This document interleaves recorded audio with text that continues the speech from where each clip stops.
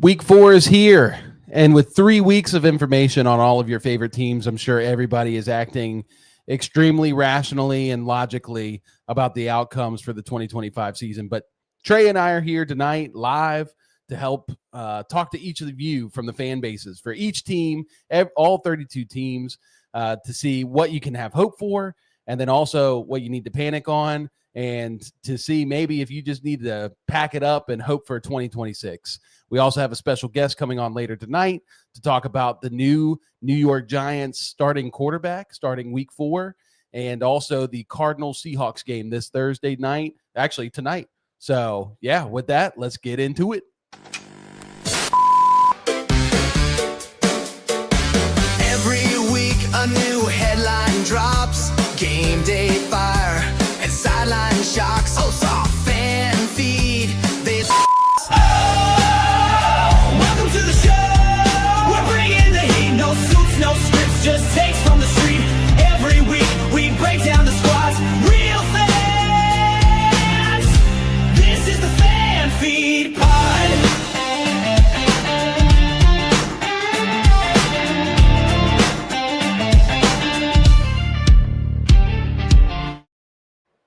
What is up, fan feeders? Trey, how What's you up, doing? man? Dude, I'm doing well. Been missing you, man. Dude, I I know. feel like it's been so long since we've been in the studio together. I feel like distant cousins with you right now. Yeah, And yeah. it's just going to take a little time to warm up. Yeah, You know, it's like that weird thing where you have small talk at the beginning right. and you're just like, I don't know. Do I still like this guy? That's I right. don't know. Just But kidding, man. we have a lot of football to talk about, so Yeah. it'll wear off quick. Yeah. So I have to ask you, because you bought the new iPhone 17. I'm curious, how are you liking it? And I'm sure people out there are curious too. How is it? What did you get, and how do you like it? I got the 17 Pro Max because I Nice. had the 13 Pro Max, so I was upgrading from that. And I mean, what a better time to upgrade than like at the very end when they were offering you like $800 to trade it in, right? Yeah. So, it's pretty much the same though. I mean, it looks visually looks a little bit nicer. It's a little bit bigger. Actually, not super impressed with the battery. Really? If I'm being completely honest. Oh, no. Yeah. So I don't know. The first couple days that I've had it, I didn't do that thing that they said. At least a long time ago, they said, like, you know, you should let it die first and then charge it. But I didn't do that. I don't know if that makes a difference really, but I don't know. I expect it to be like almost 100% for like 2 days straight, you know, when it's brand new. Yeah. But the first day after I used it, I didn't even use it that much, and I was down to like 60. Oh, no. Yeah. So I don't know if that's just because it's a beast of a machine or Sure. or what, but I like it. I mean, there's nothing majorly different other than some aesthetic things in the new iPhone. But Yeah. yeah. You think about getting one? Oh yeah, I have to. I've shown you my phone, but I have screen burn, which if anybody else out there has had that, it is the worst. So like, I was at the concert Sunday night trying to take a video, and my brother saw me pull up my camera, and I was pointing down at the ground where it's just dark because we're in this dark club, and the pixels, instead of just showing black, it's like bright neon green and purple. It's like when you go to bed at night, but you're still seeing like colors in the dark sky. That's what my screen looks like. And it is atrocious. Dang. So yeah, I'm thinking about it, but I know you can get the 16 really cheap right now. Yep. So that was my thing. And I always do like getting a new phone. You know, it's just a good feel, especially like the newest iPhone. Yeah. But I've just been very curious. I would love to get the Air, but I've heard that thing's battery sucks. Yeah. And I mean, the big thing for me was like the camera. Yeah. I don't know. It's okay. It looks ugly. Like that big camera on the Pro looks really ugly. Yeah, man. I don't know. It's fine. We'll see. You know, I've only had it for a few days, so we'll see how it goes. Yeah. No, I need to look into it. But yeah, so we're in week 4, dude. Week 4. And we didn't get to talk. So briefly, let's talk about our weeks last week. Yeah. Broncos Yeah. played Los Angeles. Yeah. And lost once again. A heartbreaker, field goal. Yeah. And how did you feel? What was your fan reaction to this? So I feel like I'm pretty grounded because we talked about it before, but I called the Broncos losing in that game. So I wasn't super surprised. It sucks to like watch them lose in that heartbreaking fashion again, you know, week after week. And we'll get into it when we start talking about some of the other 1 and 2 teams. But I mean, there are just little things, and I don't want to get like too into it right now. That's fine. When we get to talking about the Broncos, I'll talk about it. But there were just little things that you can fix, and all of a sudden the Broncos are 3-0. Yeah. I mean, you're talking about like 3 plays, like over the course of the season, and the Broncos are at 3-0. So they're almost there. Yeah. They're almost there, but I mean, that's what the good teams do is they win in those situations, and the teams that are still learning are losing those situations. So they need to start RJ Harvey. That's what they need to do. I just have all the answers, guys. Yeah. Shout out RJ. Yeah, man, I want him to do so well. Yeah, I really do. But hey, anyways, it sucks. It sucks to be 1-2. But you have an easy game with the Jake Browning led Bengals coming up on Monday night. So that should be if they lose that game, then we're panicking. Then it's panic city. Yeah. This is your get right game. Yeah, exactly. Yeah. Exactly. Chiefs had one against the Giants on Sunday. That's right. This is one for the Broncos, but I'm not too shaken up about it. Sure. And again, we'll talk about all of this. Why I'm not too worried about the Broncos right now, but yeah. As a Steelers fan, it was good to see the defense show back up. Against the Patriots. Yeah. But I think a lot of that was more so the Patriots just being bad rather than the Steelers defense be good. Right. It just feels bad. It's like I shouldn't feel bad after a Steelers win, but it just is the same old thing every year. Yeah. And I see it. The offense is just bad. The defense, played really well on Sunday. We'll get into more Steelers talk here shortly, but I was happy to see us win. If we had lost to the Patriots, I would have been real upset. Yeah. But it's still not a satisfying win because it's one of those you should beat the Patriots. Yeah, and that's I think the perfect word for it is satisfying. Yeah. And I mean, the Broncos have been anything but satisfying this year. Yes. And so that's the part that sucks. Yeah. But yeah, I mean, I get it. That's why preseason's so fun because preseason, and the off season, it's just like butterflies and rainbows all the time. So much hope. I'm like, okay, Rodgers, coming to the Steelers. At first, I was like, it's terrible, but then I was starting to get on the bandwagon. Like, all right, maybe Rodgers isn't cooked. Maybe we can, be all right. And then as soon as the season starts, it's like, oh, now our defense is bad too. What? No. Yeah. Caleb Johnson is RB3 on this team. Yeah. What? Yeah. I don't understand. So, so week 4 slate is here. We're going to go through all the games tonight. And to those of you watching, if you haven't already subscribed to the YouTube channel, go ahead and do that now. Leave us comments, come hang out with us. This is I know everybody's getting ready to watch this game tonight because it's a real thriller. Cardinals and Seahawks. It actually is pretty fun. Might be pretty good. It could be a fun game. They're both 2-1, right? Both 2-1, tied for top of the division. Yeah. And I mean, this is it could be a very exciting game. A lot of changes, and we'll get into that later. But also, if you haven't already, go over to fanfeednetwork.com. Check out some of the articles that have been posted. A lot of new stuff over there. All 32 teams, articles written by our awesome team. Shout out to those guys. So you ready to let's just dive in. Let's just dive in. Yeah. So first game I've got on here is Vikings Steelers. They're playing this game in Ireland. 9:30 a.m. Eastern. Sorry to those of you on the West Coast, but we have to stay up late for your games. Like that terrible, what was that, Raiders Chargers? Yeah. Oh my gosh. It was like 10 o'clock Eastern? for us. Heck no. Nah, dude. So we get this one. 9:30 is a good time. We'll be in church, but it is what it is. So Vikings 2-1, Steelers 2-1. What do you how are you feeling about both teams here? Or let's talk with Vikings first. Yeah. I don't know what to feel about the Vikings. Yeah. It's Carson Wentz, so that's always kind of scary, but they also just dropped 48 points on the Bengals, Cincinnati Bengals. And we know that their defense is bad. Obviously, I don't know. I think that we're going to get a more down-to-earth Carson Wentz this week against the Steelers. Maybe even a bad Carson Wentz. Can you pull up his stat line from Sunday? Because that's the one thing from Sunday that I did not see. Okay. I saw all the highlights, but it was mostly the Vikings defense scoring. Yeah. I'm just curious how he did on Sunday. But yeah, I'm with you. Carson Wentz, he didn't really have to do a lot this past Sunday. So this is the real, I guess, test.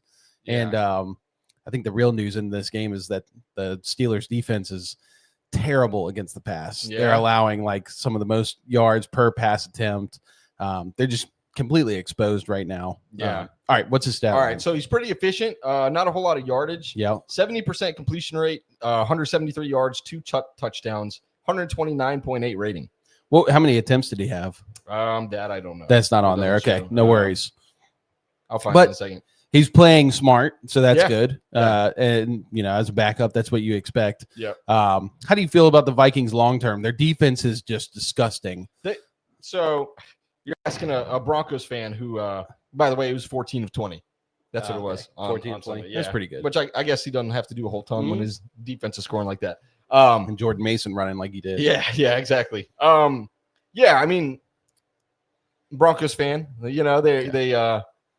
I've watched the Broncos for like a decade with a really good defense. You got, Von Miller, Akeem Lee, Chris Harris, like all those guys on that side of the ball. If you don't have a good quarterback, it doesn't mean anything. Yeah.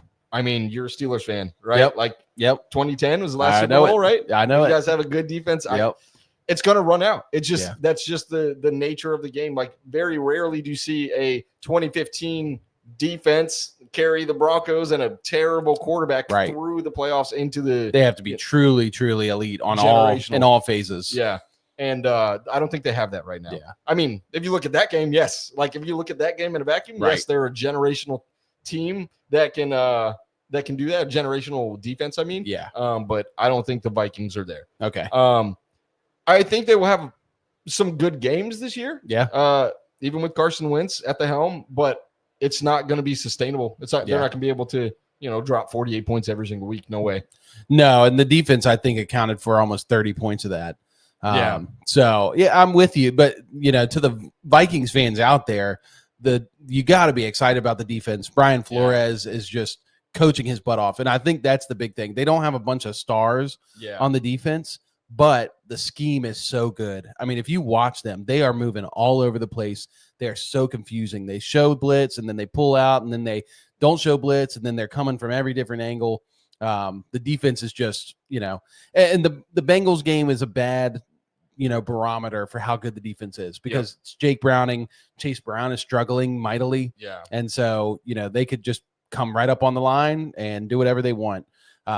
So you got to be excited about the defense, but to be your concern as a Vikings fan, I think is definitely the quarterback position. You have got to get that figured out. I mean, Justin Jefferson's having a very pedestrian year so far. They did get Jordan Addison back this year or this week. Yep. So, there's hope there that more receiving options will help elevate whichever quarterback's playing. Sounds like Wentz is going to play a couple weeks here. Yeah.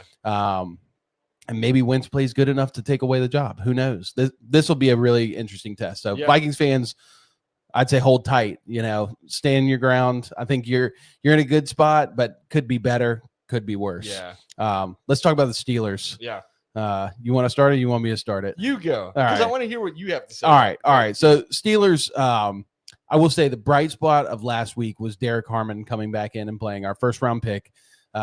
Dude was a monster. Yeah. And it might not show in the stat line, but I watched the film of all of his plays from Sunday. The dude was already getting double teamed, almost every play. Dang. And just incredible stuff for a rookie that hadn't even played a NFL snap yet. Yeah. Other than preseason. That's just respect. But the Steelers defense, the pass defense is struggling, and they're not getting to the quarterback, which is their other strength. TJ Watt is struggling. He did get a sack on Sunday. Like I said, it's a similar thing to the Vikings where the Patriots game was not a good barometer for this defense. Yeah. But they are struggling to get after the quarterback, which is allowing quarterbacks to just pick apart their secondary. They have terrible safeties. They do have Jalen Ramsey and Joey Porter, but both of them haven't really been much of a factor other than Jalen Ramsey playing pretty well. Yeah. Making more plays as a tackler than a corner. Yeah. The offense is a problem. The offense is a mighty big problem. Aaron Rodgers just kind of, is mid at best right now. And which is crazy after week 1, you think he's back to GOAT status. Yeah. We had to have that wake up call that we were playing the Jets. Yeah. But, true. Yeah, the offense is struggling. I mean, Jalen Warren's playing well, but they need a wide receiver too desperately, like a smaller guy who's going to play like the slot and give you those easy, first downs. And they're just struggling to find that between Calvin Austin, Roman Wilson. I don't know who else, but it's just so far it's been bad. Pat Freiermuth and Aaron Rodgers are on totally different pages. John Smith. The offense is a mess. Johnny's kind of out there. He's getting schemed for a lot of things, but it's a lot of short yardage stuff. So, it just they're running their tight ends as like wide receiver twos right now, which is not good because their tight ends aren't that good. So that's my take on the Steelers. Okay. I don't know. You want to tell people what they can hope for or what they can be panicking for as Steelers fans? So the only thing that I can point to really, and I've mentioned this before, but like, Peyton Manning, when he came to the Broncos, they started out 2-3, right? And he looked terrible. Right. I mean, I vividly remember it was that Week 5 game. He was against the Falcons. He threw 3 picks, and I was like, this guy sucks. Yeah. Like he's so bad. Like he's never going to be, back to form the way that he was. And then they went on an 11-game win streak after that. I'm not saying that that's going to happen. Like it's very uncommon that things like that happen, but a lot goes into like a quarterback coming into like a whole new scheme, whole new coaching staff. Like he wants to do things his way. I'm sure he's got people talking in his ear saying they want to do things their way, that sort of thing. It's just going to take time for any offense to gel. Yeah. I mean, so that is the hope that you can look for. If you have good coaching, and you do, and Mike Tomlin, right. And the people that he surrounds himself with, like that offense, I really think is going to take off. Yeah. Can't look at the Jets as an example because everybody that goes through there gets, run through a buzzsaw. Yeah. It seems like. So, yeah. I don't know. Aaron Rodgers, who was playing at an MVP level with the Packers. Right. Then he win like back-to-back MVPs. Yeah. Right. Yeah. And, I mean, since then, nothing. Yeah. But I don't entirely blame that on him. Right. I think that's just going to a what I would call a faulty or a defunct organization. Sure. Sure. But the Steelers are a lot better than the New York Jets. So anyways, just hold on. Just don't panic, Steelers fans, because it's going to come together. Wait and see. It could change. It definitely could change. And we've seen teams start really slow and then, it's only been 3 weeks. And that's what I was talking about earlier, tongue in cheek, that we're all acting very logically and rationally. Yeah. Aaron Rodgers has been injured for most of 2 years ago, and then he came back and played with the Jets last year. But the Jets were such a bad organization. Yeah. Brand new coach, offensive coach for the Steelers. There's a lot of things they're learning. Young offensive line. It's not time to full on panic. Right, and plus he's realistically still healing back from that injury. Yeah. That Achilles injury. It takes minimum 2 years. Exactly. Yeah. Exactly. And you're just now coming up on 2 years. Yeah. So I mean, he's got to be comfortable, and who knows like how comfortable he is on that foot. Yeah. But I don't know. Yeah. Don't worry, Steelers fans. I mean, you're right there. I mean, wild card is still very much in play. Yeah. You guys are vying for the division. I know. Right now we're at the top of the division, which is hilarious. Yeah. And the Browns don't look like they're doing anything. So there is hope. The division is weak. Yeah. I just don't want to go back to the playoffs and play the Ravens in week 1 of the playoffs. It might happen. So we're going to give predictions on this game. But first, I have to pull up the record from last week. I kept this a secret from you earlier. You ready for this? Yeah. So our picks? Yeah, our picks. Okay. I do have to say, like, when we talked about the Packers and Browns, because I went back and listened to it. Yeah. When we realized it was in Cleveland, I said initially, you did choose the Browns. No, I didn't. I was too cowardly. Too cowardly. Yeah. But I was like, this is probably gonna be a low scoring game, which gives the Browns a very good chance. And then you were like, actually, that makes a lot of sense. Yeah. So we were both kind of there, but we were too much of cowards, and we hate the Packers. Well, and it was a miracle play. It was a miracle play, like a miracle fourth quarter. Yeah, because they were up 10-0 like the whole game. Yeah. All right, so let me pull this up. So you were 10-6. Okay. In your calls. Yep. Very good. I was 9-7. Dang. So you beat me by one game. All right. One game. All right. I did take the Saints over the Seahawks, which is just generationally bad. Silly. And I was like, in the show, I said, I'm just gonna take the Saints because I'm gonna have fun with it. And what an idiot. Yeah. I do know that the week prior I also went 10-6 in that one. And I know that because when when we had our buddy Brandon here. Yeah, He went 11-5, knowing nothing about the NFL. Gosh, 11-5. Yeah, Brandon's the man. Yeah, Brandon knows ball. Yeah, if you haven't seen that episode, go back and watch it, y'all. Yeah. So and two, if once again, I'm going to say, if y'all are watching, what do you think? If you're, seeing the Vikings or the Steelers play or any of these teams we bring up, write in the comments below. Tell us what you think about each of these teams. Are we missing something? We're not full on experts, so let us know in the comments. Let's move to the next game. We'll try to go through these a little more quickly because I think at 7:30 we're going to have our guest on. So Commanders go into Atlanta to take on the Falcons. Commanders 2-1, Falcons 1-2. Where are you at on the Commanders? Yeah. This one's a toss. I think Jaden's going to be back this week. Yeah. For what it's worth. And I think they're going to win. Yeah. It is interesting that they looked significantly better without Jaden, though. Right. And I'm not saying I'm not saying that's why. I think they just had a really good game plan going into that game. But I think unfortunately for Michael Penix and the Atlanta Falcons that the Commanders are gonna take care of business. And I think that I think Bill's gonna have a big game. Yeah. I don't know. I mean, the Falcons kind of sticky though. They've got some I say that, and then they just got blown out 30-0 to the Panthers. Divisional game. Panthers, yeah. Divisional game. I don't know. Yeah, I'm gonna take the Commanders, but okay. Yeah. And we're not panicking on the Commanders. They're playing great. Yep. Like you said, Mariota played great. I actually put him into some the FanDuel DraftKings lineups. Yeah. And it was a great play. He was only like $4,000, super low owned. Dang. So that was good.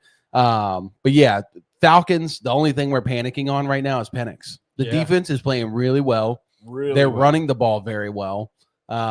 Penix has been very bad. And I actually looked up some stats. They're 31st as a team in points per game. Okay. Which is not good. His completion percentage is at 58%. He's has the lowest passer rating in the NFL right now from a clean pocket. Wow. And the 5th lowest catchable target rate, down at like 70%, which, we knew the offensive line was going to struggle a little bit, but this is less about the offensive line because these are stats based solely off of having a clean pocket, and he's throwing bad passes. Yeah. They're also, the offense is playing very close to the line. They're throwing a lot of short passes, and not throwing it deep as much, which Penix has got a good deep ball. So I don't think it's time to full on panic on Penix. Like some people were calling for Kirk. Kirk did come in that game, but they were getting blown out. Penix has definitely got to step it up. I agree. If Falcons fans have any hope of winning that division. There's a saying that, a young quarterback's best friend is a strong defense and a good running game, right? Yeah. Well, you check both of those boxes. Do you know where the Falcons are defensively? Just take a guess. They're like 12th, maybe 2. They're number 2. They're number 2. Yeah. Yeah. Wow. They allow 227.3 yards per game. They allow the fewest passing yards per game at 131.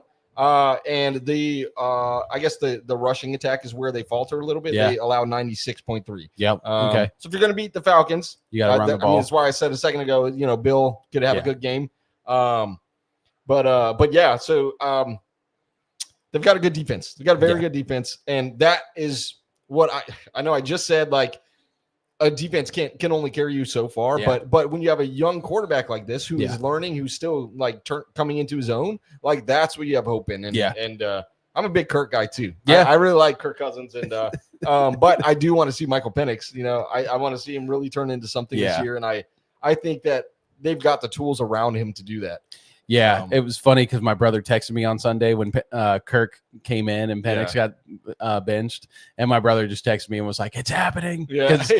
If y'all don't know, my brother, who was doing the Sunday night shows with us now, his hot take this year was that Michael Penix would get benched and Kirk Cousins would come in and lead the Falcons to the playoffs.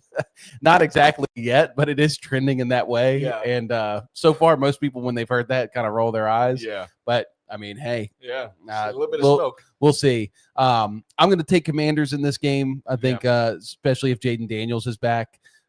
Even if he's not, I just think the run game from the Commanders is very efficient between Mariota, McNichols, Rodriguez, Jaden and Bill, and Jaden if he's in. Yeah. Like, I mean, it's just Yeah. That being said, it's not like the Falcons are a weak running team. No. Defensively, I mean, they're still 10. Yeah. They're still top 10. Yeah. But real quick, we didn't pick Vikings Steelers. Yeah, we got to go back to that one. Gosh, this is a hard one. I'm going to say Vikings. I just think that defense is going to overwhelm the offense. And with how much of a mess they've looked and being in Ireland, I just don't think the Steelers have they're not ready to take on that defense. All right. I'll take the Steelers. I was kind of on the fence anyways. Okay. I'll take the Steelers. All right. So game 3, we got Saints and Bills. Saints 0-3, Bills 3-0.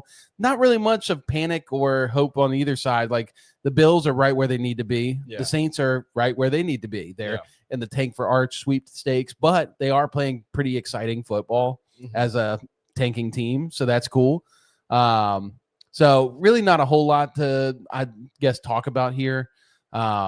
Unless you have something. I'll just say let's pick a team, and I think we're both going to say Bills. The Bills. Yeah. The Saints. Yeah. I think it's like a 16.5-point spread. That's crazy. Betting wise, which is pretty large. So yeah, you always whenever it's that high, you always take the under. Yeah. There's always something that's gonna be like really, really, really weird. Yeah. Something weird's gonna happen. It's gonna be closer than it should. But it's in Buffalo too. So it's like, Saints going into Buffalo. I don't know. Could be a blowout 40-6. Totally. Next game, we got the Browns. Yes. Cleveland taking on the Lions. So number 1 defense versus probably one of the best offenses in the league. As a Browns fan, I think there's a lot to be excited about right now with your team. Yeah. What would you say? No, I disagree. Oh, really? Nothing to be excited about as a Browns fan? The Browns? No, no, I disagree. Quinshon Judkins looks good. Yeah. He looks very good. Joe Flacco looks terrible. Right. But I do think he might be your best option. Yeah. They've got a good defense, a good running back. Yeah. But if if Carson Wentz, these very well-traveled quarterbacks, or if that's your best option, like you're not going to make it very far. Right. I think. Well, I should have clarified too. Yeah. It's good for the Browns because they are a tanking team. And they've already told us that by trading back in the draft, getting multiple picks for next year. Yeah. As a 2026 team, there's a lot to be hopeful for. So you're right. I'm a total agreement. They're not going to do anything this year. Well, and they're going to have some fun games. Yeah. But the quarterback thing is still a problem. But the defense is so good. It's so that dude good. Carson Schlesinger, the middle linebacker they drafted in the second round, that everybody was like, "Who?" He is balling. He's so and good. They made the Packers look like lost. Yeah. And that's been one of the best teams in the NFL. Yeah, and that's the Packers team that diced up the Lions, Packers team who diced up the Commanders like back-to-back weeks, and then they look like. And Quinshon Judkins ran all over them. All over on them. A team that can't pass, meaning the Packers were playing the run, and still he was eating. I mean, it was a pretty impressive game as a Browns fan. If you're a fan, did you see that Joe Flacco interception? No, I didn't. It was so bad. Yeah, it was. Joe's good for about one of those games. Yeah, and I think it was actually on 4th down, so it didn't really matter because he just launched it towards the end zone, right into the end zone, right towards the end zone, and it was like double or triple teamed. Yeah, and just right to the guy, but he was down to like the 2 or the 3 or whatever it was. So it didn't really matter. Like there was going to be turnover on downs, I'm pretty sure, or they were going to be punting. Yeah. So. I guess it doesn't really matter, but man, it was such a bad throw. Holy cow. And that's the moment where I was like, okay, the Browns are not doing anything this year. Yeah. And then you talk about, the Steelers. So I know you're still kind of, as a Steelers fan, like you're still kind of weary on. Yeah. But the Steelers and the Ravens especially are so much further ahead than the Browns are. Right. And so I don't think they're going to be strong enough to get a wild card spot. Yeah. With all of the other AFC teams that are, you look at like the Colts who came out of nowhere, Well, and here's the other thing, just to play devil's advocate, if Dylan Gabriel comes in, which he will, probably sooner than later, because Joe Flacco has not been very good. Yeah. If he's just competent, I just see the Browns being like a thorn in the side of all the AFC North teams, and potentially I could see them with how good their defense is playing. Yeah. I could see them maybe winning that wild card. Like if I were to talk about the Steelers, like playing them 2 times this year, I don't think we could beat them. Wow. I'm like honest. Like, Wow. I don't think we could beat them right now, especially with how bad our defense is. It's just a bad matchup. So Yeah. Anyway, let's talk about the Lions. Lions come back after losing game 1 to the Packers. Yeah. They've just been putting on a show, like 52 points in week 2 and then 38 against the Ravens on Monday night. And that was a great game. And you called it. Lions won. Yeah. So, yep. And somebody, I think Baltimore actually, somebody said 38. Oh, I think I said 38-31. Did you? Yeah, I think you did. Yeah, it's so close. 1 point off. Man. It's got to feel good. Anyways, yeah, it feels good. Yeah, Lions are legit. Yep. It seems like, they had a new offensive coordinator, right? Yeah. Come in, Johnny Morton from the Broncos, right? He comes in and week 1, you're like, holy cow, like this Lions team is definitely taking a step back. Yeah. And then it's like they never skipped a beat. Right. It's like that was a preseason game for them. Yeah. They were just like figuring it out. Yep. They look like exactly the Lions who we thought they were going to be, or who I thought they were going to be. That's my Super Bowl pick. Lions. Yeah, you Go guys. Lions. I said that weeks ago. I said that like 4 or 5 weeks ago. Yeah. You also picked the Bengals. Picked the Bengals, Yeah. but that was before. That's one of those ones Joey that B. it just doesn't count anymore because Joey went down. Yeah, Mulligan. Yeah, Mulligan. So I'm taking the Lions, despite the Browns having the number 1 defense. This is going to be a good litmus test for the Lions. Yes. I mean, if they can run all over the Browns, they are going to be off and running. Yeah, and they just have so many weapons. I mean, that to beat the Browns, you have to be able to pass it deep. Yeah. And the Lions can do that. So I think the Lions win this one at home. We do have Panthers, Patriots. Panthers at Patriots. Panthers are 1-2 after shutting out the Falcons. How are you feeling on the Panthers? Oh, I really want to like them. Yeah. The first 2 weeks of the season, I picked them to win both of those games. Yeah. And then I picked against them last week. So I'm 0 for 3 on Panthers picks. Bummer. Yeah. I really want to like them. I like Bryce. I love T-Mac. Yeah. Man, I like what they're doing over there, but I don't know. It's going to be, I feel like Drake May is going to perform better in this game than Bryce Young would. Sure. Now, if they have a defensive showing like they did last week, oh my gosh, like who knows? The Panthers could really turn it on. Like, what if all of a sudden they have one of the best defenses in the league and it's just taking a couple weeks to take form? I don't know. Something. I like them. I'm gonna take the Patriots though. Okay, I like the Patriots. Yeah, I like Drake May. I think he's electric. He's really fun to watch. He makes some like silly decisions sometimes, but I mean, he's a young quarterback. Like, that's going to happen. So do you know what team has the number 1 defense versus quarterbacks so far this year? Just like passing? Yeah. Just in total against quarterbacks as a whole. Is it the Panthers? It's the Panthers. Wow. Yep. Which is crazy. I did not know that. There was I was led to that answer. But, it was a leading question. Guessed the Panthers. Yeah, I would have never guessed either. My friend Dave shot me a text a couple days ago and told me, he was like, guess. And I was like, I have no idea. He said it was the Panthers. I was like, what? But crazy. Having Derek Brown back at nose tackle for them off of injury, which it's great for them. And then JC Horn is just a stud in the secondary. I mean, I think the Panthers, they're starting off slow, and it's mainly due to Bryce Young. Yeah. So if there's anything to panic about as a Panthers fan, it's the continued panic about, is Bryce Young your franchise quarterback or not? He took a big step at the end of last year. This year has been less than inspiring. He did have a good week too, but it seems like he's worse than he was last year. He's been worse. Yeah. And, it's a similar thing to Penix, where his efficiency is just very, very bad. They're both the Falcons and Panthers are like the highest, some of the highest teams in pass attempts per game. Yeah. They're both top 10. But they're not converting, and they're not passing it deep down the field. They're playing it very close. And I think it's partly because the Panthers just only have one good receiver right now.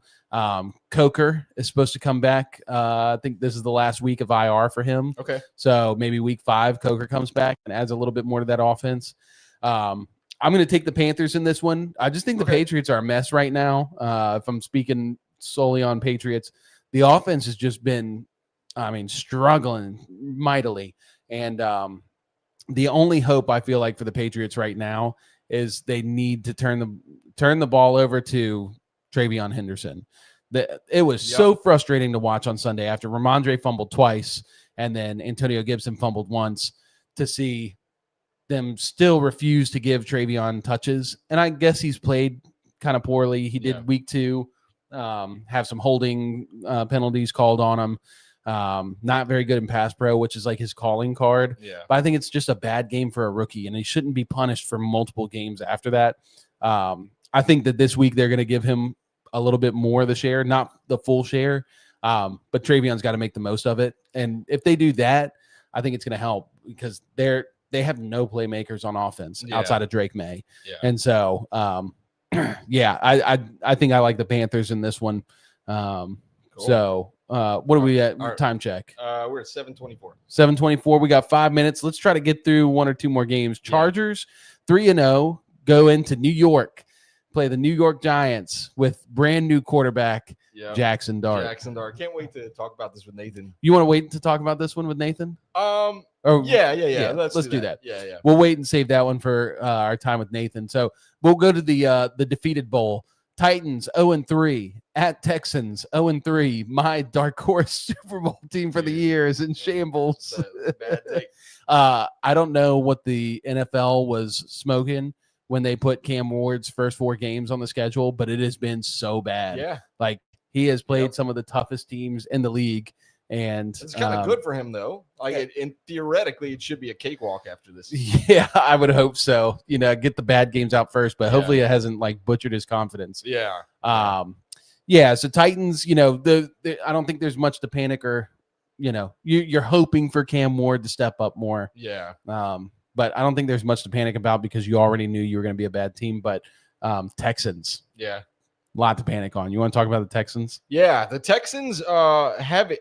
So it's interesting. The numbers kind of skew it a little bit. It says they're a very middle of the road defense, but they actually are incredible. Like they have such the amount of points scored against them, I think, is like the lowest in the league. Yeah. They're very good, very, very stingy. I love that about them. Man, it's so interesting seeing the whole CJ Stroud arc because you just have such high hopes that in year 3 he's not going to have that sophomore slump that he was running into. Right. But now you're starting to think, oh my gosh, maybe this is who he is. Maybe he was a one-hit wonder and maybe he's just not very good. Yeah. I don't know what's going on in Houston. I really don't. And that's something we said on Sunday on that pod is, I asked Seamus and I asked Jose on the spot. I was like, what's going on in Houston? Yeah. And nobody really has an answer. It's just that the offense looks bad. And I haven't done any like super analytical research into like the numbers or anything like that, but they just, I don't know. They just don't look good. Yeah. I don't know. And I think it's a CJ Stroud problem. I think it starts with CJ Stroud. Yeah, it's I will say quickly that I really enjoyed the pod with Jose and Seamus. They both did a great job. Yeah, they were awesome. So shout out you guys. I can't wait to meet Jose. I know I've met Seamus a couple times now. Really like Seamus, but Jose did a great job as well. Thank you guys for doing that. So the Texans, this was the concern. They trade away Laramie Tunsil. They rework the offensive line. They bring in all these different parts and pieces, but offensive line is just such a weird grouping to coach and to get together because you can have terrible players on the offensive line that work together well and they're a good O-line, and you can have stars on the team and have a bad O-line. So I think the O-line struggling, but I think the really a big thing is the offensive coordinator. It is some of the worst play calling I've ever seen. I think I talked about this in a previous episode, but it's like when they go to throw the ball, they're not running play action, which, when you have a bad O-line, you got to run some play action to keep defenses honest, but they're not running play action. There's no easy gimme targets. They're not running a lot of screen plays. They're literally all their receivers are running minimum like 5 to 10 yards down the field and then running curl. There was one play I watched in the game last week where they all ran curls and they were like all covered. They ran right into the zone and we're all covered. And so Stroud is like left to make some like superhero play or just throw it out of bounds. And so I think Stroud's still struggling too. So it's not all the OC. It's a combination. Right. The whole team's in shambles. last year you saw him rely heavily on the run with Joe Mixon. And so I think it covered up a lot more of these problems. But now with Nick Chubb off of that gruesome knee injury, Woody Marks, who is not a great runner of the ball, they're just struggling as an offense to get anything going. And like Stroud's even struggling to get it to Nico. Yeah. So I think if you're a Texans fan, it is very much time to panic on, a little bit. What are we doing with Stroud? What are we doing with this offense? Like, how are we going to fix this? Because this feels like a problem that's going to take a couple of years to fix. Yeah. And I don't remember the exact number, but it's something crazy. Like if you start out 0-3, like the odds of you making the playoffs, it's like I think it's like 11% or something. Like it's so low. It's very low. So yeah, I mean, if I'm a Texans fan, I am panicking a little bit right now. Yeah. If they had one more win like under their belt, then it buys you a little bit of time. But I don't know, man. Like they couldn't even beat the Jags. Yeah. And the Jags they only scored 17 points. Yeah. And the Texans only scored 10. Yeah. I mean, it's just it's looking pretty bad. My hot take is not aging very well. Yeah, but so I remember even in the preseason we were talking about. I remember Alex Percy, our Patriots guy, he said, Nico Collins for 1,700 yards. Yeah. And I'm like, man, I was all in on that. That felt easy. Yeah. That didn't even feel like a hot take. Is CJ even going to throw 1,700 yards this year? I don't know, man. Like, oh man. Shout out Alex. Yeah. All right, so it's roughly 7:30. Yep. Right. All right, so we're gonna bring on Nathan. Yeah. To talk about a couple things. So let's bring him on. And shout out to producer Isaac. Yeah. Hanging out in the stew. Isaac's our guy. Say what up, Isaac. What up? Yeah. Nathan, how you doing, man? I'm good. How are you guys doing? Sorry, hold on one second. Say that one more time. I'm good. How are you guys doing? You hear me? Good. Doing excellent, man.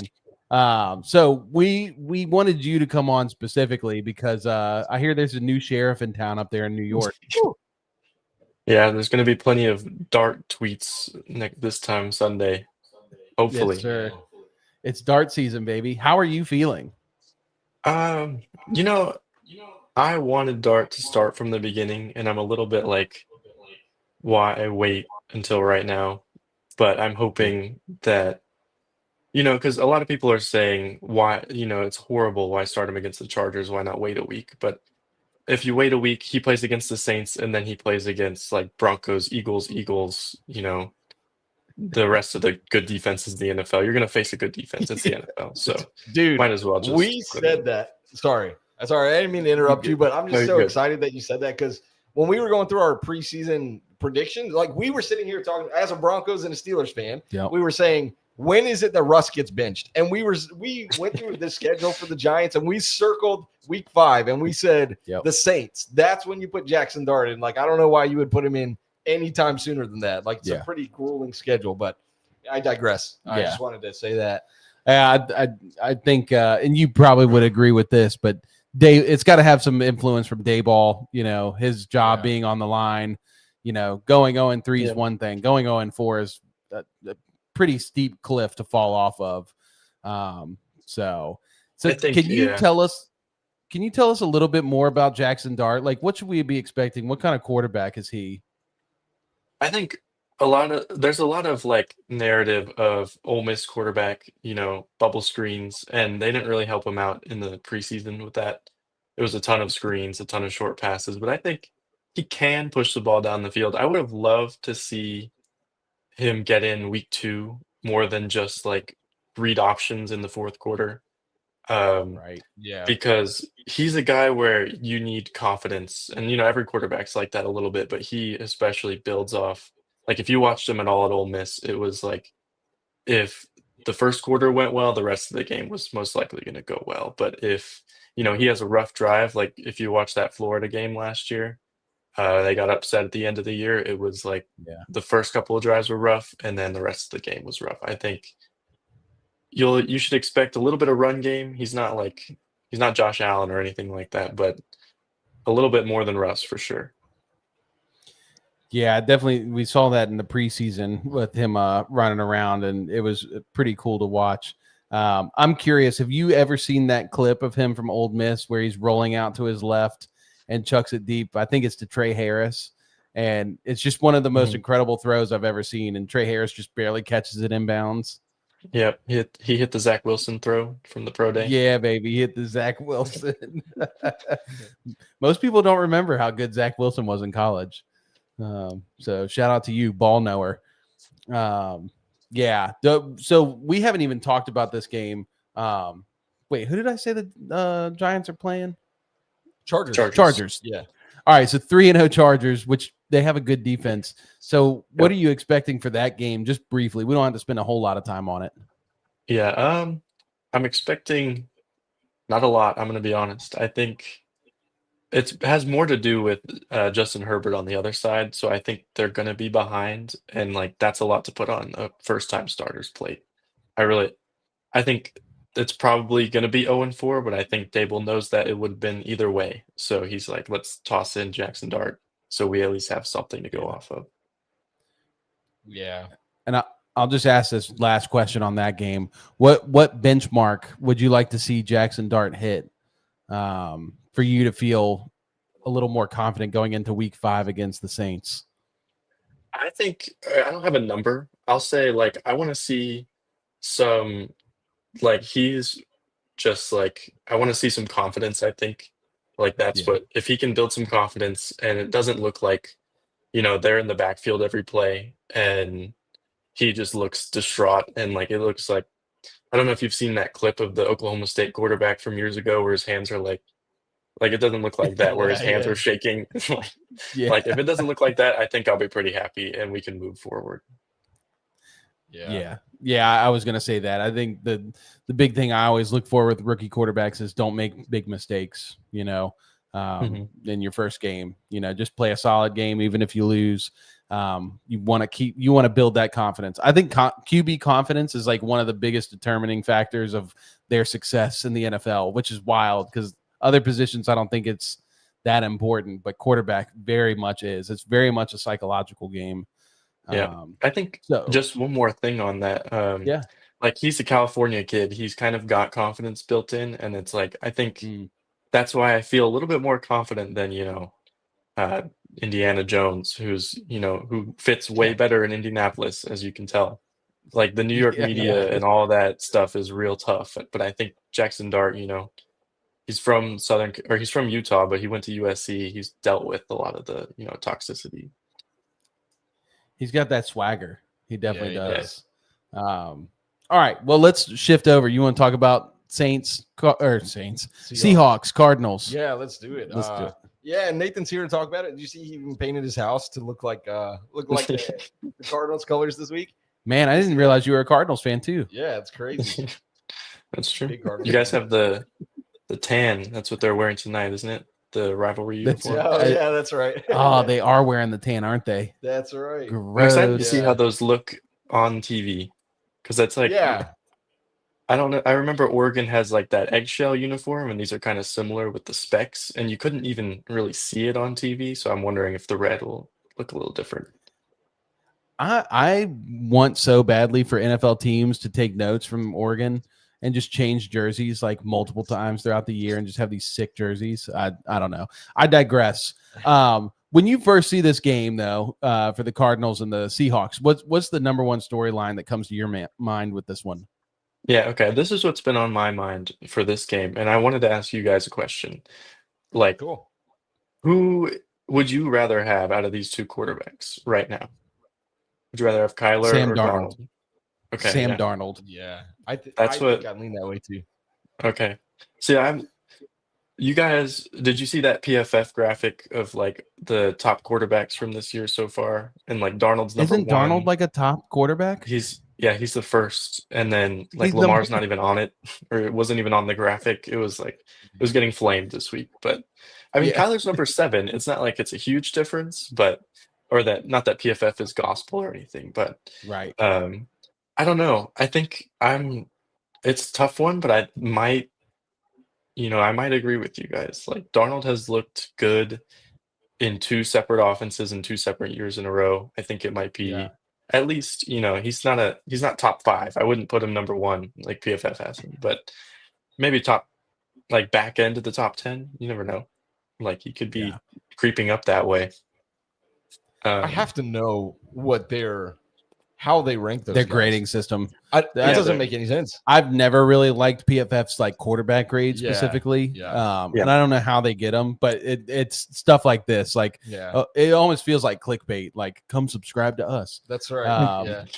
They have Bo Nix as 32. Do you think he's the worst quarterback in the NFL? Do you know who's 31st? No, Aaron Rodgers. Yes, dude. Like, there's no way we're at the bottom, baby. Yeah, let's go. This is what it feels like. There's no way that's actually true. Like that, those are the 2 worst quarterbacks in the NFL. Yeah, and they go week to week. Yeah, but I don't know. So yeah, I definitely think Darnold. I think Kyler. The problem with Kyler is he can't stand in the pocket and just deliver a strong throw because he's small, and he's also like sees ghosts, which is what people talk about Darnold for so long being like is that he sees ghosts all the time. But like at least Darnold can stand in the pocket and throw the ball. But I also think that the Seahawks aren't forcing Darnold to do a whole lot. He's just running the offense. So that's like where he needs to be. So, but for the Cardinals, how do you think the Cardinals can exploit the Seahawks tonight? I mean, I think it's going to have to be, doing what the Rams did to Darnold last year. And both times he faced them, he was pressured on like almost 40% of snaps. And obviously it didn't go well. I mean, we saw the playoff game. What was it? 9 sacks. That's a lot. Yeah. And if they can do that, if they invested in the pass rush, Josh Sweat, let's see if he can get to him. I really don't think the Cardinals are going to be able to run the ball. They haven't been able to anyways, and James Conner's out, for the year now, unfortunately. And the Seahawks are the best, like at least top 3 rush defense in the league, I'm pretty sure. Yeah, it's not my boy Byron Murphy, Texas legend. He's wrecking shop this year so far, I think. I mean, partially part of why Kyler has looked like he actually hasn't been playing awful this year, but it's so hard to tell because the offensive line has been so bad and the receivers not good. I wrote about in my article this week, the preview, 17 receivers have more yards individually than the Cardinals do, or Cardinals receivers do combined. So, and that list includes like Tet McMillan, Trey Tucker, like a ton of different guys where you're like, huh, who? Wow, and it's like insane. Yeah, it's just unfortunate. But I think if they can get to Darnold, maybe they can it'll be close. It's always close between, division rivals. Yeah. When does Walter Nolan come back from injury? I'm not sure. Okay. I think he was on short-term IR. Yeah. I'm with you. Like, I think the Cardinals' defense is not a problem. I think their defense is actually very good. Next week, by the way. Next week? Okay. Next week, yep. And Jonathan Gannon, obviously former Eagles defensive coordinator. That's what he does. So that makes sense. Both of these guys, great defensive coordinators in their own right. Yeah. Yeah. And Drew Petzig needs to get run out of town like tomorrow. So how do you think the Seahawks are going to try to exploit the Cardinals tonight? I think one of my keys to the game is Will Johnson ready? Like, is he that guy, in week 4? And I don't know if he'll be following JSN because they had moved JSN around a lot, but right. But they also have Cooper Kupp. They have Torrey Holton, right? The rookie. Yeah, Torrey Horton. He's good. He was just hurt last year. I think if he's ready to go and he can stop at least one of those guys on, most plays, but if he can't, I think they'll at least get to air the ball out because the Seahawks aren't great at running the ball either. They're kind of about middle of the pack. And the Cardinals defense has been playing well. So I think it's going to be a slow, sluggy game. But if the Seahawks can make a couple plays through the air, and if Will Johnson is not ready to be that guy, then I think they probably win this one. Yeah. Yeah. So, I mean, that's a great segue. Do we want to just go ahead and give our keys to victory and then final score prediction? Yeah, sure. We'll go do you want me around to go in first? circle. Let's do it. Yeah, go ahead. Okay. I know I just said it's going to be close. I think it's going to be low scoring. Probably not the prettiest game you've ever seen. I'm not going to lie. I think one thing that we haven't mentioned is Kyler has not. I mean, he's got he's I think second on the team in rushing, maybe behind James Conner. I'm not sure, but I think he's going to put a lot more. He's going to get a lot more put on his plate that way with James Conner out. And I also think the Seahawks their D line as a whole is really good. Their edge rushers are a little bit weaker, and I think he can exploit steal a couple gaps in the run game and kind of make up for what James Conner did. It's risky because he's not the most healthy guy all the time, but I think for this game he can make a difference with his legs. I think they win. I think I had it 20-17. The Cardinals pull it out. They show some improvement. Nice. All right, Trey, what do you think? I think I'm going to take the Seahawks. Yeah. Also going to be low scoring. I'm going to take Seahawks 16, Cardinals 13. Oh, yeah, real low scoring. Really low, yeah. Yeah. I just think it's going to be two good defenses against some mediocre offenses. Yeah. And, it's always a recipe for defensive slugfest, kind of like Nathan said, just being just really slow moving and a lot of field goals, I think, is what's going to happen. Yeah. I think it's a hard game to predict because it's going to be a slugfest. I agree with both of you.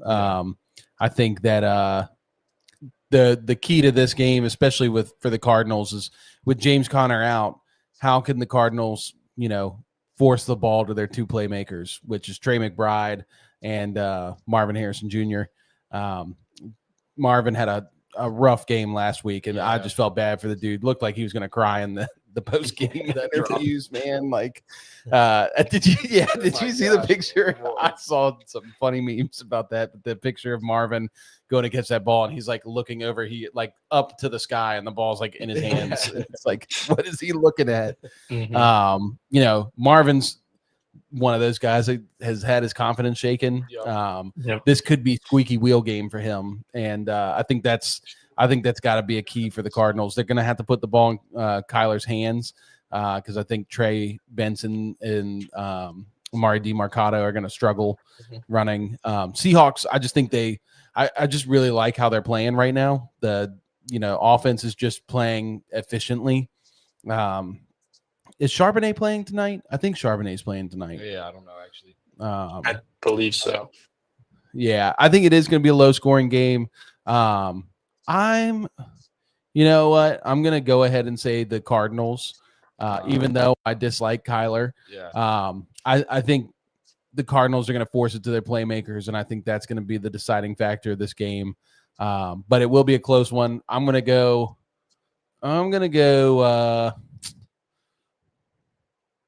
Let me go 23-16 Cardinals. Okay. Yep. So, cool. Nathan, appreciate you being here. Yeah, I do have to say, too, because I watched the episode last week and you talking about Russ Wilson being the leading rusher for the Giants. Has that been broken now with Scadaboo? Yes, I think Scadaboo is the leader now. It's good. Yes. I think he's like the perfect Chris Collinsworth guy, Yeah. Even though it's it's a bad play, it still looks good, so he can have something to talk about. It's like, now here's a guy who's going to put it out. I heard somebody call him Scatatibo, and I'm all in. He's like Scata T-bone. He's like straight head down. He's just like, dude, yeah. It's kind of scary sometimes. He just like runs his head into people's chest. Dude, and I'm like, dude, have you seen ruin your the clip neck. of him in high school? It's like he's been doing this for years. It's the same running style, and it's like, imagine getting out of algebra. It's like that meme, and you just have to go try and tackle Cam Scadaboo. His father had to have like locked him in a closet and forced him to watch Mike Allstott highlights like nonstop because he plays just like Allstott. He's just like a miniature version of him. Mhm. But yeah, man. No, thank you for being on, and yeah, good luck to you guys, the Giants, on Sunday. I think we're all in agreement. We really want to see Jackson Dart be good. Yeah, we've been me too. hammering the table for him for. Yeah, I mean, since he got drafted. Yeah. we've been I know, like, yeah, let's see Jackson Dart. very excited about Yeah. Jackson Dart, and I think this could be the start of something really new and good in New York. He doesn't have to be but so good because he's got Malik and Wandale Robinson. Don't sleep on Wandale. Yeah, true. All right, Thanks, Nathan. guys. Cool. Yeah. We'll talk to you soon, dude. Awesome. Yeah, he's awesome. Yeah. All right. So let's get through some of these games because we got about 20, 25 minutes till Thursday night football starts. Yep. So Colts take on the Rams. Colts are 3-0. Rams 2-1. This is it. This is the This what? is the first loss. This is the first loss. Yeah, All yeah, right. like Rams are going to take. Tell me why. Rams have such a good defense. Yeah. And their offense is clicking now. They got Puka, Devontae. I said top 5. Man, he's showing out every week. Yeah. He looks good every single week. I think overall the Rams are better. But I don't know. I mean, Indianapolis is kind of like that wild card. Yeah. Like not wild card playoff team. They're just like a wild card where you don't know what you're going to get with them. But I think this is it. I think this is finally when somebody not knocks them down necessarily, but just I don't know. They got to lose at some point. They're not going to go undefeated. And I think that this is a good place to do it. And they're traveling to LA. Yeah. And I just think it's going to be a big game for the Rams. So yeah, I like the Rams in this one as well. Like you said, Puka just balling. Yeah, Devontae Adams is balling too. Puka's got like 330 yards or something. Yeah, in 3 games. He's It's playing so ridiculous. well. I was listening to a pod earlier today, and they were talking about how he's on pace to break the record for most receptions in a season, held by Michael Thomas, 149 or 48. I can't remember. Lots to be hopeful for both these fan bases. I mean, Rams are just what we thought they were. You know, they lose a heartbreaker to the Eagles, but I mean, 9 times out of 10 they win that game. Being in that situation at the end, Colts just a pleasant surprise. You know, if you're a Colts fan. So Jags traveled to San Francisco to play the 3-0 49ers. Sounds like Brock Purdy is in line to start this game. Where are you at with these teams? I'm on the fence if Mac Jones is playing. Okay. Brock Purdy is playing. I'm going to take Niners. I think they start at 4-0. Yeah. I almost picked the Jags if Mac Jones is playing. I almost did, but this is a Mac Jones revenge game. Dude. Yeah, Jones. sure is. Brian Thomas Jr. is going to be sitting on the sideline like, Mac, my guy.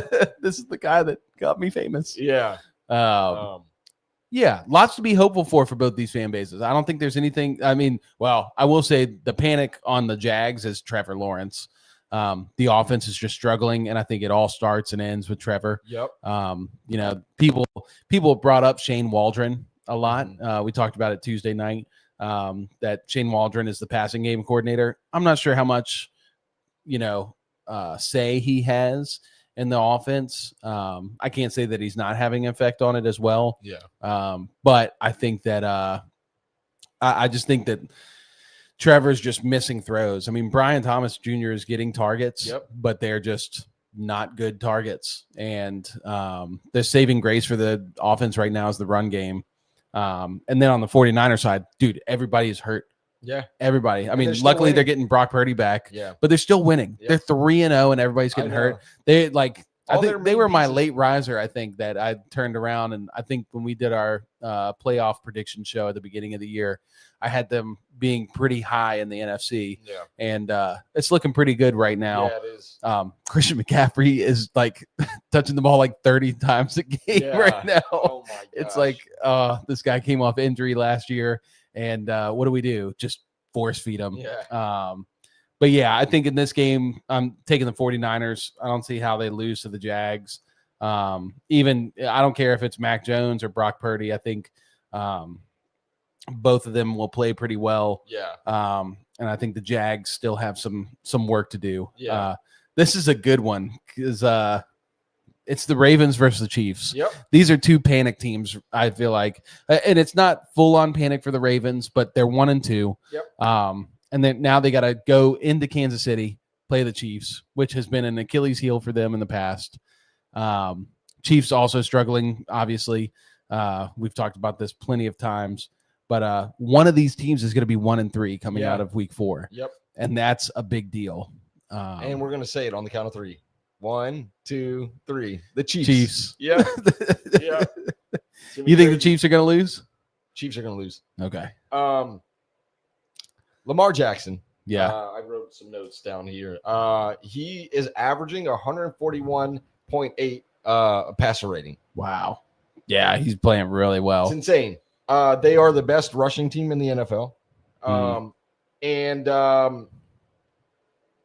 The reason they lost some of those games is uncharacteristic fumbles by Derrick Henry. Yeah. He's fumbled 3 times, one in each game. He's lost 2 of them. Yeah. And they have directly correlated to 2 of those losses. Right. That is why they are 1-2. Yeah. It's not because they're not a good football team. Again, I use the word uncharacteristic because he doesn't normally fumble. Yeah. And now he's fumbling at like an alarming rate. Right. And I don't think that's going to happen. I don't think it's going to continue to happen, I should say. And I think that I mean, I don't want to say like this is a get right game for them, but it could be. It is kind of, yeah. Now, on the other side, the Chiefs, they have the best coach in the NFL. Yep. They have the best quarterback in the NFL. Yeah. But they look like a terrible football team. Yeah. They look do. so bad. I They mean, do. I don't know if you watched the Sunday night game. Yeah. But it was really bad. The Giants were in that game so much longer than they should have been. Yes. And I don't know what's going on. Like the offense looks anemic. It doesn't look like they can do anything. And I mean, I guess I will say their saving grace as I'm talking about this. I don't know. I don't think it's going to be a blowout by the Ravens necessarily because the Ravens actually have the 32nd ranked defense. Yes. In the NFL. Worst defense in the NFL. Which is crazy. They have played some great offenses, to be fair. True. But they're allowing 415 yards per game. Yeah. They've allowed 12 touchdowns. Yeah. They've allowed it's 266 yards per game by air. Yeah. 150 on the ground. 5 touchdowns through the air, 7 touchdowns on the ground. And they're allowing 32 points per game. Yeah. So if there is a get right game for the Chiefs, it's going to be this one. Yeah. I'm still taking the Ravens. Okay. I'm taking a high-powered offense over an offense that can't do anything. Anemic offense. Yeah. I'll differ. I'll go Chiefs. Okay. Chiefs are at home. Yeah. You know, the biggest problem for the Chiefs, obviously, is that they don't have any playmakers on offense. Isaiah Pacheco's just dust. He's done. Kareem Hunt, dust. Yep. You've got that's funny. That's what I put here is that they have no playmakers. That's what they have no playmakers. Yep. Literally none. I mean, until Worthy comes back, which I think he may come back this week. He was practicing this week. Okay. So full participant was the last thing I saw.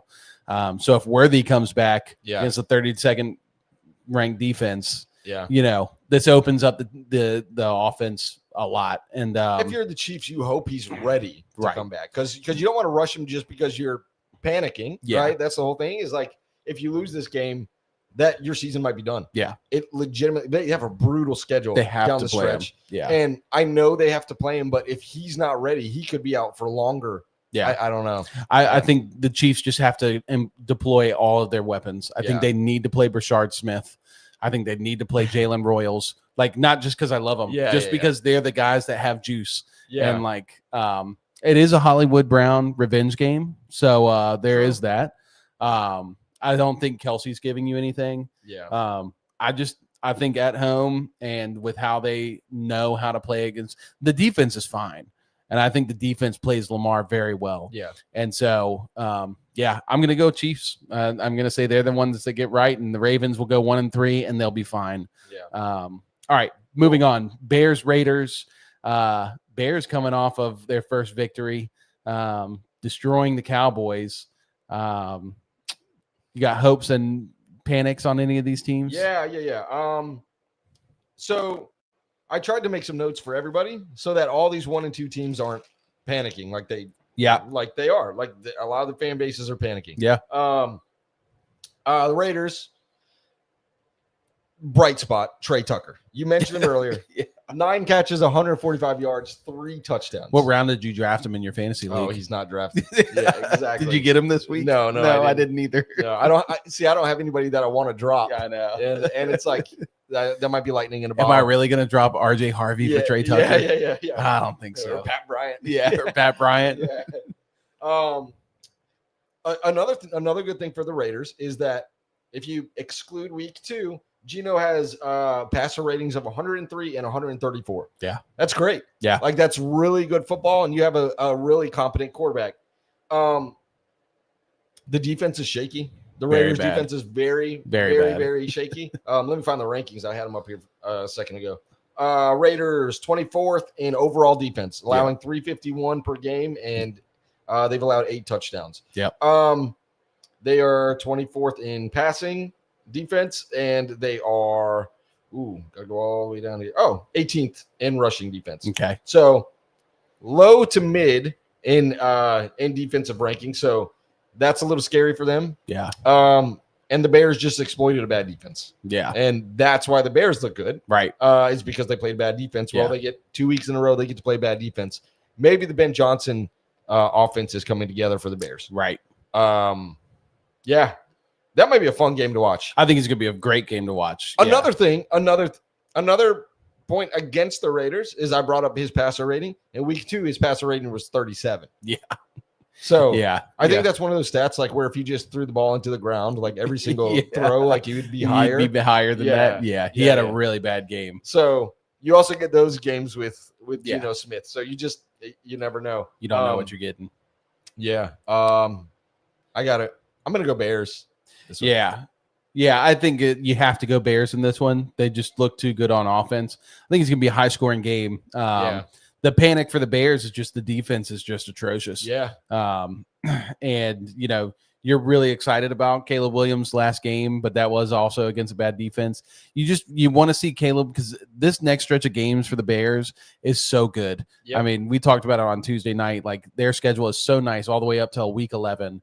And then week 11, they hit the buzzsaw, and it's just good defense after good defense after good defense. So this is the game, the games to build his confidence, to get him playing right, and not just because Caleb will put up good numbers, but not be playing how he should be. Yeah. And so we want to see him more so playing how he should be. But got to be hopeful. Luther Burden also 101 yards, 3 catches. Let's go, baby. We out here. Let's give him some more play. Raiders.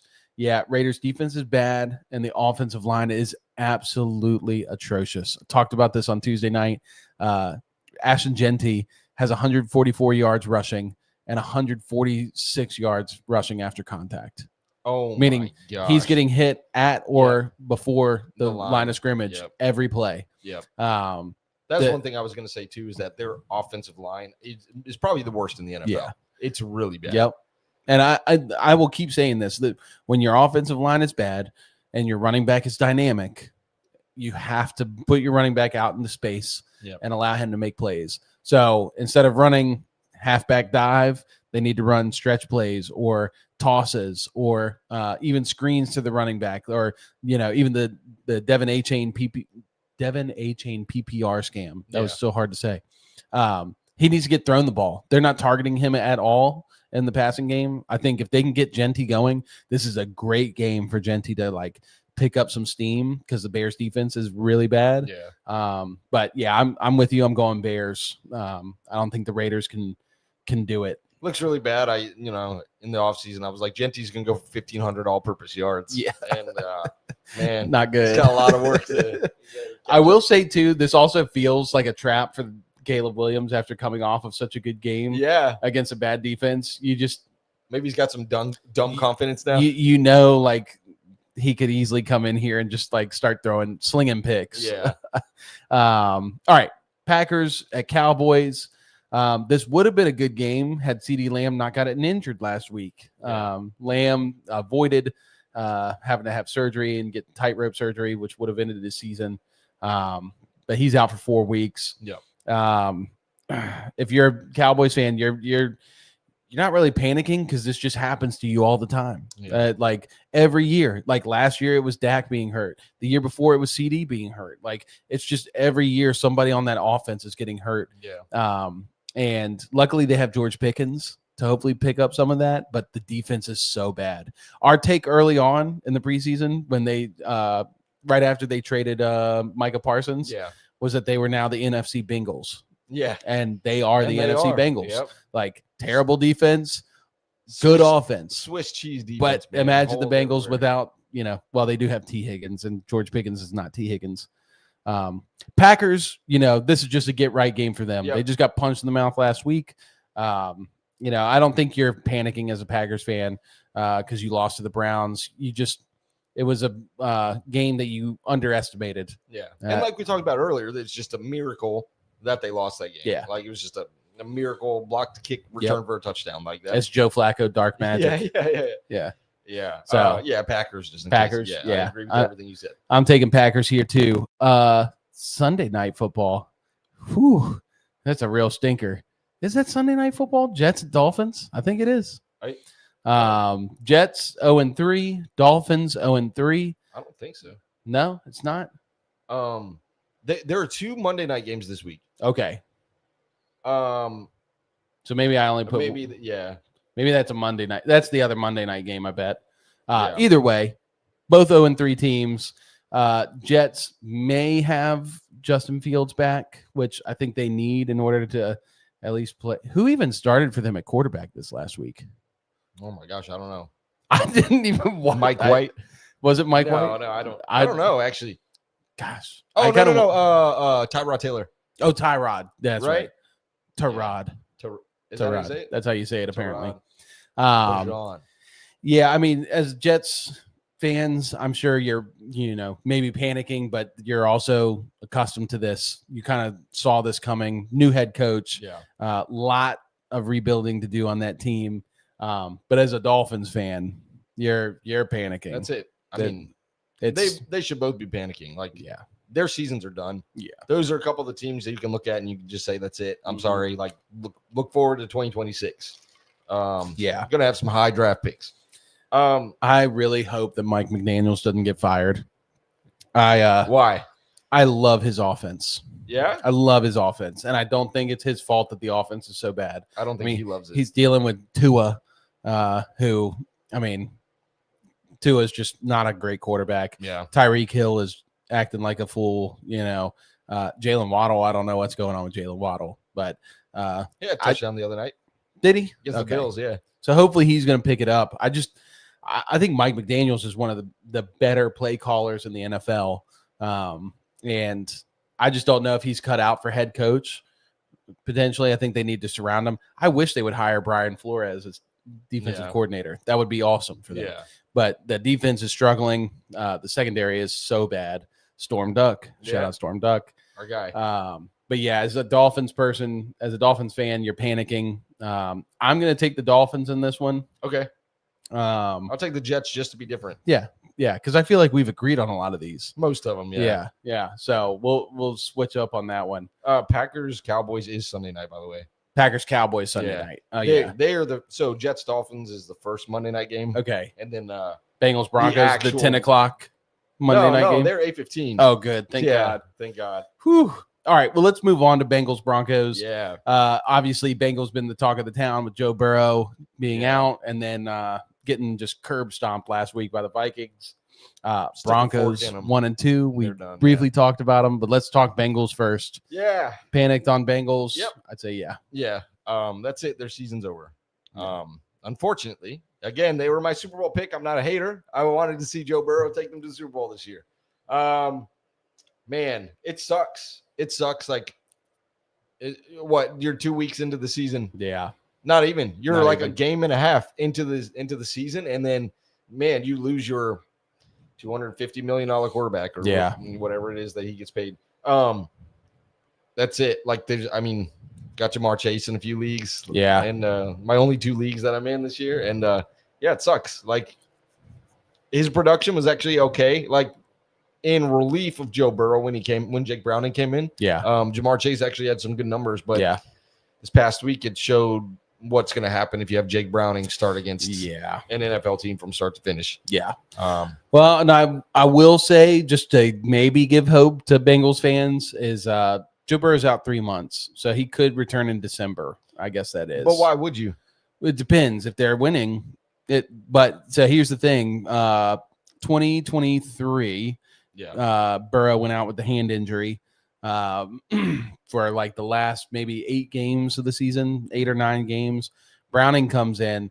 Browning was like the QB like 10 or better in like 5 of 8 of those games. It's not fair to judge him based off that Vikings game because that Vikings defense is very good, specifically against the pass. And it's not going to be fair to really judge him against the Broncos because the Broncos secondary, I think, is very, very good. I want to talk about that too. But I think they just need to settle down. They're in panic mode right now. They need to settle down. I think if they get a few easier opponents, they can build up some confidence in Browning. The biggest problem for them too is that run game. They just can't get anything going with Chase Brown. And it's making them one-dimensional, forcing Browning to make plays, and he's just not Burrow. So most likely the season's done. And you're hoping to get an early draft pick so you can get a dope offensive lineman, please, for the love of God. But it's not totally over. But Broncos. Well, so earlier I mentioned, it's such a low percentage of 0-3 teams that, make the playoffs. Yeah. And I looked it up while we were talking. 6 teams since like 1980 have made it. Most recently in 2018, and it was the Texans, who we were talking about at the time. Bengals are 2-1. Oh, they're 2-1? 2-1. Oh my gosh. Yep. All right. Disregard what I said. Yeah. If they were 0-3, I'd be right there with you. Yeah. The only reason I'm saying that is because they did get 2 wins early on this year. Yeah. And they just got hacked by the Vikings. So it's about to be 2-2. It'll probably, more than likely, it's over. Yeah. But yeah, let's talk Broncos. Yeah, let's talk. You want to Broncos. start on the All Broncos? Right. Diehard Broncos fan here. Come on, baby. All right, so I got some hope and I've got some real concern for this team. Okay. The biggest hope is that do you know how long the Broncos have trailed in the fourth quarter this year? Oh, probably like 30 seconds. 0 seconds. 0 seconds. They've trailed for 0 seconds in the fourth quarter. Right. So guess how many points they've lost in those 2 games, or they lost by in those 2 games?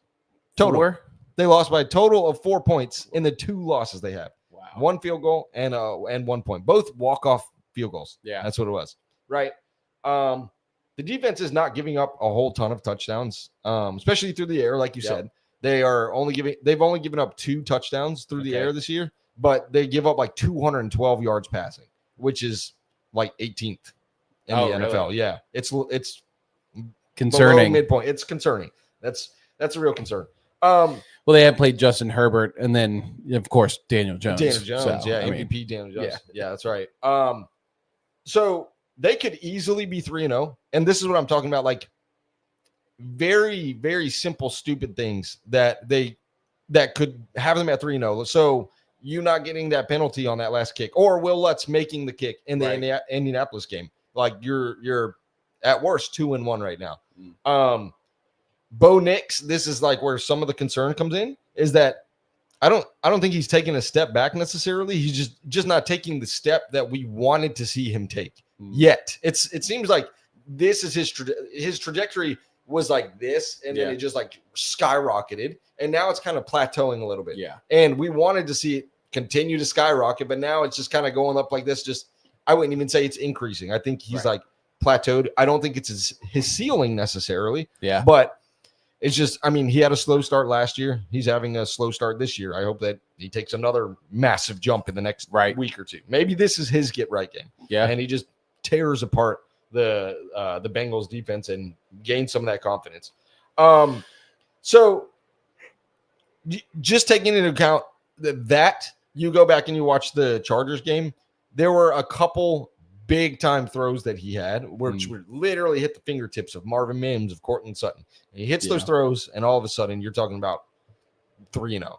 right? I mean, you're talking about Right. like very, very simple things. Like he just has to hit one of those throws, and the Broncos are 3-0. Yeah. Well, and they have to not have that penalty in the Colts game. Right. But they're almost right there. And I said this at the very beginning of the show, but the good teams win those. Yeah. Right. Yep. And they're almost there. The Broncos are almost right there. And I don't know another way to say it, but like they have to overcome that hurdle where they become a good team that knows how to win in those very tight races. Yeah. And they've shown us that they can't yet. They kind of feel like they took the Chargers mojo of losing all these late close games. Yep. Sorry, I had to put that in there. Hey man, it is what it is. Chargers are playing very well. Very well. Justin Herbert is playing at an elite level. Yeah. That defense on the Chargers is for real. Quentin Johnson breakout. Yeah. Cooked Pat Surtain. Yeah. Cooked them. Yeah, it's pretty bad. Yeah, so the Broncos defense, just wanted to talk about that just for a second. I feel like they're struggling against the run. I think that's like one of the bigger problems is that offenses are getting going because they can run the ball, and then probably the play action is opening up the pass game. Yep. So total defense, they're 19th. Like I said, 18th for passing. They are 20th for rushing. Okay. So they're allowing 114, almost 115 yards per game. Yeah. The hope there is that Dre Greenlaw has not played a snap yet with the Broncos. Yeah. The crappy part about that is he was just put on injured reserve before last week's game. So he's got 3 more weeks that he's got to be on injured reserve. Yeah. And then you hope. I mean, you just hope. Now, the good thing is during that stretch, you're playing a couple really bad teams. Yeah. Three bad teams. So Yeah. you're playing the Bengals, the Eagles, probably a loss. Yeah. Then you have the Giants and the Jets. So if you're going to put them on IR, that's the time to do it. Is you during can get that out 4-game 500. stretch. Yeah, you can get out 500, or I mean, I could easily see 3-1. Yeah. And the Eagles, honestly, they let every team be in it until the end of the game. Yeah. And they're one of those good teams that does know how to win, right? So they are winning those games, but I don't know. I mean, I'm not saying that the Broncos can't hang with them. I mean, but anyways, that's what I got. Taking the Broncos over the Bengals easily.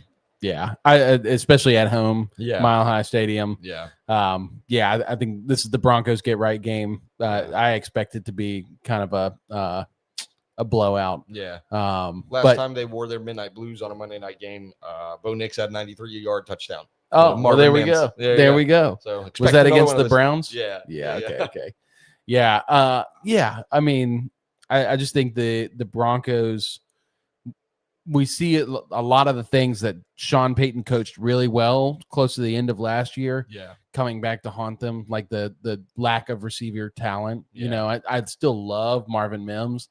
I love Troy Franklin, but they're still not the guy. Then you got Cortland Sutton, who, you could say he's the guy, but he's really like, he's older, 29, and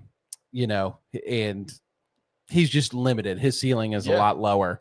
So I think, Bo's just got to he's got to make the simple plays, and he can't make the bad mistakes. He's got happy feet right now. He's got happy feet. And I think it's because I don't know if it's just because it's the beginning of the season. I mean, Joe Burrow has a lot of slow starts to the season too. Patrick Mahomes has some slow starts to the season, to their season. So like, it's not irregular for this to happen. No. And I'm not saying he's as good as they are. Right. But, then Aaron Rodgers. Right. Seasoned vet, right? Having a slow start to the season.